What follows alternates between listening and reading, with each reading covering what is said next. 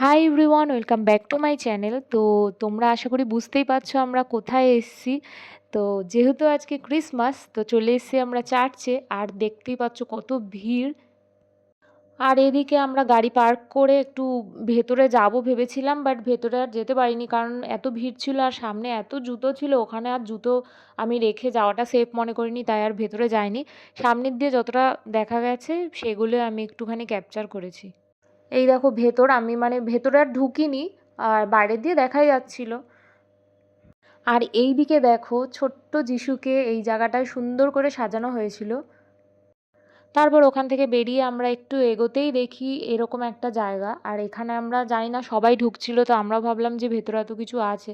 তো ওখানে আরেকটা চার্চ ছিল, তো ওখানে আমরা ঢুকিনি। ওখান থেকে বেরিয়ে পাশেই এখানে দেখো মেলা হচ্ছিল, আর মেলার মধ্যে এইগুলো সব সাজানো ছিল। আর এখানে একটা অরিজিনাল সান্টা ক্লজ ছিল।